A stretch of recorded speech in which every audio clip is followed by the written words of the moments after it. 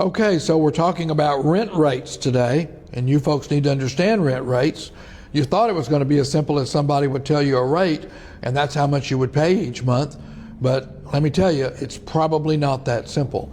I'm with Rory with CHC Development. I'm Ron Sturgeon with RDS Real Estate. We both have small spaces throughout Tarrant County to rent, and we deal with lots of tenants. I have over 1,000 tenants.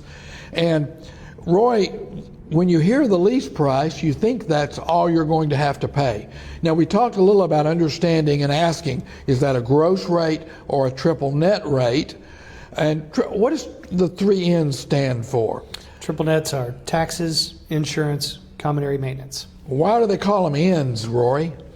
Net, net, net. So at the end, it's pushing all of those expenses that come with owning and maintaining a commercial building onto the tenants that occupy the building instead of the landlord being responsible for all of it. And again, you need to ask, and if it's a triple net lease, know that you're going to pay your portion of insurance, of taxes, which are a big deal nowadays, of landscaping. When it freezes and all the shrubs freeze and they have to all be replaced, you're going to be responsible for a portion of that.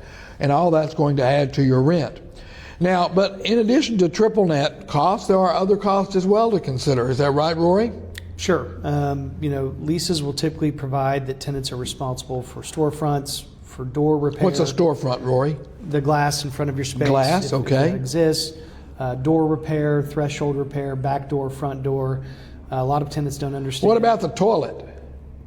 Unless it is a main line to a building, that is a tenant responsibility. And then insurance costs. Outside of property insurance, tenants also have to pay insurance. Yeah, they have to have their own insurance. That's right. And of course, air conditioning, you need to ask, so, okay, who's responsible for the air conditioning? I know in our lease, yep, you're required to have a maintenance contract on the air conditioning, which most people don't do.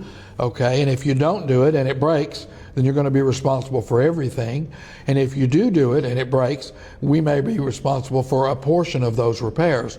But that varies by lease and depending on how much air conditioning you have. Now in an office warehouse, it could be as simple as a window unit. And so it's not very expensive if it breaks. And of course that toilet is something to think about.